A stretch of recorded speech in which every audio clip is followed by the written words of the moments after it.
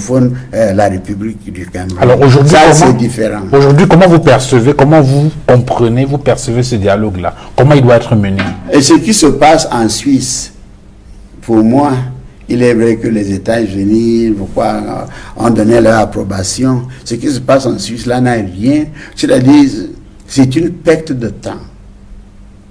La Suisse n'est pas neutre.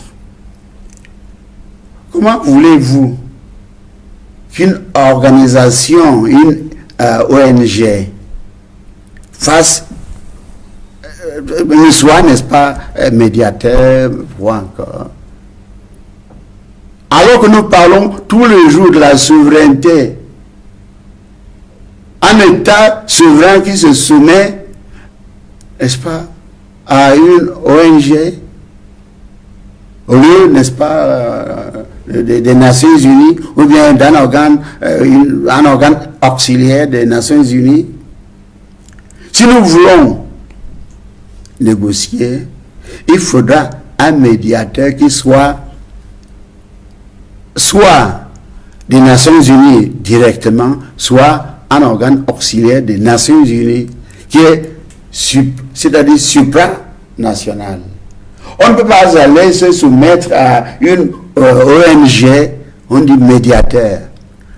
Si on arrive à des résolutions, cette ONG va les appliquer comment?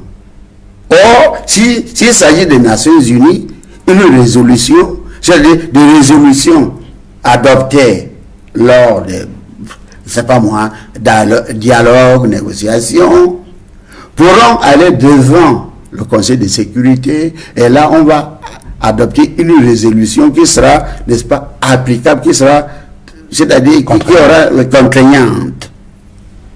Mais aller devant une ONG, c'est une perte de temps. C'est-à-dire, si l'État du Cameroun est en accord, c'est plutôt pour faire semblant de négocier alors qu'ils sont en train de... Mais la caution américaine n'était pas une garantie de la neutralité et la pertinence de l'intervention de cette ONG suisse dans le processus de médiation de la crise au Cameroun? Non. On ne peut pas aller au privé pour venir imposer, n'est-ce pas, sur la souveraineté des États. Il faut une organisation supranationale, c'est-à-dire qui est au-dessus de la souveraineté des États. Donc l'ONG de la Suisse ne sert à rien, parce qu'en fin de compte, les résolutions seront appliquées comment? L'État, il y a eu des jugements, des organes des Nations Unies contre l'État du Cameroun. Mais le président de la République les a balayés, n'est-ce pas, en revers de la main. Moi encore, une ONG, il va se marier, et ça ne sert à rien. Monsieur, s'il vous plaît. Pour y arriver, on a très souvent évoqué la question d'une solution nationale. Et très souvent, on a parlé, par exemple, du cardinal Toumi comme étant un médiateur crédible qui aurait la possibilité d'apporter une solution ou de conduire une médiation dans le sens d'une résolution définitive de cette crise anglophone. Lorsque vous définissez les critères, on a le sentiment que lui aussi, il est disqualifié. Automatiquement. Laissez-moi vous dire que les Ambazoniens sont composés, n'est-ce pas, de deux groupes. Le groupe intérieur et le groupe à la diaspora. Ce que M. le cardinal Toumi est en train de faire, c'est plutôt interne. Tant qu'il n'a pas intégré la diaspora, ça ne sert absolument à rien. The spokesperson of the AGC, Ellis Smith, was recently in the diaspora in the United States and Europe, where he met with some of the Anglophone leaders who were there to discuss the holding of the Anglophone General Conference. That is where the trouble lies. Who are those Anglophone leaders? Is it the interim government? Is it the ADF? Is it? Who are they? What I have always said is that Anglophones in the territory and Anglophones in the diaspora must hold a meeting and agree on what they want.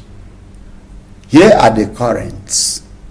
Those who want independence, those who want federation, those who want unitary decentralized state. So the Anglophones should meet and decide which is the one that the majority want. Ça peut se faire dans le cadre de cette conférence générale anglophone? Non, ça c'est à l'interne. Oui. Il n'a pas, c'est-à-dire, on n'a pas incorporé les anglophones à l'étranger. Voilà pourquoi, n'est-ce pas, on m'a beau invité, mais j'ai dit non, ça ne sert à rien. Tant qu'il ne s'agit pas d'une réunion inclusive, c'est-à-dire anglophone à l'intérieur, anglophone à l'extérieur, ça ne sert à rien. No, Si ceux de l'intérieur adoptent une position et ceux de l'extérieur disent non, on revient, n'est-ce pas? Mais dans le cadre de cette médiation suisse, justement, on a appris que certains éléments de la Southern Cameroon Liberation Council ont effectivement été en contact avec certains responsables gouvernementaux dans le cadre de cette médiation suisse-là. Est-ce que vous croyez que c'est une démarche qui peut porter, même si vous estimez que avec cette ONG-là, ce n'a pas... Est-ce que tout au moins le fait de manifester la volonté d'y aller n'est pas déjà une main tendue et une volonté réelle de dialoguer? Quand j'étais encore dans la magistrature, j'avais pris des positions qui étaient qui rimaient avec la position de SCNC, Southern Cameroon National Congress. Il y en a qui disent que moi je n'ai jamais été membre de SCNC. Quelle était leur position? The argument of force and not the force of argument. Le dialogue et non la violence. Jusqu'à ce que la Commission africaine des droits de l'homme ait reconnu les anglophones comme un peuple. Il fallait donc, c'est-à-dire dialoguer, et la Commission s'est offerte, n'est-ce pas, office. Mais l'État n'a jamais voulu qu'il y ait dialogue. Même au moment où nous parlons, l'État n'a pas le temps de dialogue.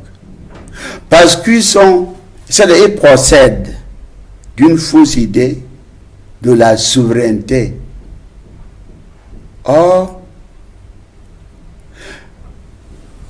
quand une personne est prête à tuer et l'autre personne d'en face est prête à mourir, attention, la souveraineté ne veut en ce moment rien dire. Il faut absolument qu'on réconcilie les deux personnes. Mais l'État a entamé la violence, et rien que la violence. Mais l'obstacle ne serait pas seulement du côté de l'État pour la Yabini. Si. Parce que aujourd'hui, faisons un peu de science-fiction. Si l'État aujourd'hui, puisque vous estimez que cet État n'est pas prêt au dialogue, malgré des signes qui sont donnés par le gouvernement, entre autres, même si ce dialogue venait à être organisé aujourd'hui, est-ce qu'il n'y aura pas un problème au niveau du choix des interlocuteurs des peuples anglophones?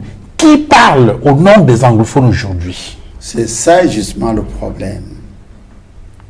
Au passé, depuis 1994, il n'y avait que le SCNC. À l'époque, il y a 4 anglophones, alors que l'État, le gouvernement faisait déjà un effort pour entamer des pourparlers. Il y a 4 anglophones qui sont allés envoyer un message à M. Biya disant que SCNC est composé des retraités, des vieux retraités qui bientôt seront morts et le problème anglophone ne va plus se poser. l'État avait déjà nommé quelqu'un que je ne veux pas citer ici parce qu'il ne m'a pas donné l'accord, pour entamer des pourparlers. Et cette personne avait déjà invité quelques anglophones. Il n'y avait que SCNC. L'État n'a pas voulu dialoguer.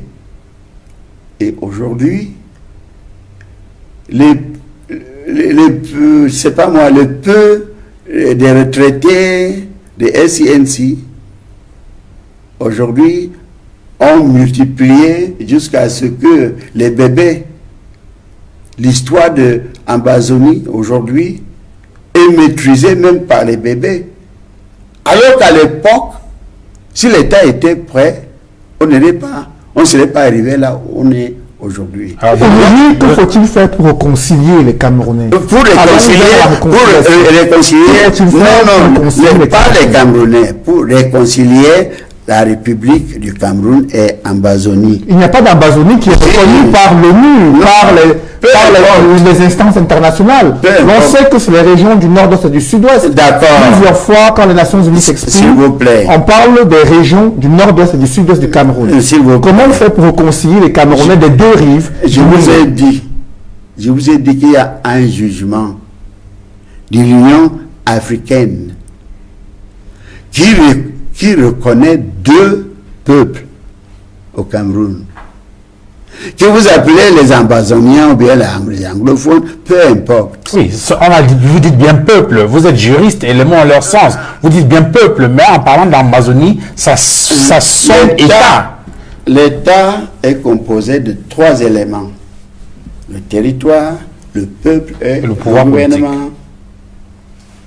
Donc il y a le territoire que vous l'appelez Ambazonie ou bien nord-ouest du Ouest, peu importe. Il y a le peuple, il ne manque que le gouvernement. Il y a un territoire, le Cameroun, aujourd'hui, 10 régions. Pour régler, non, s'il vous plaît, il ne faut pas parler de 10 régions. Il n'y a pas de 10 régions. Il y avait deux peuples. Moi, j'ai fait le lycée bilingue. Je suis inscrit au lycée bilingue de Bouya le 21 octobre 1965.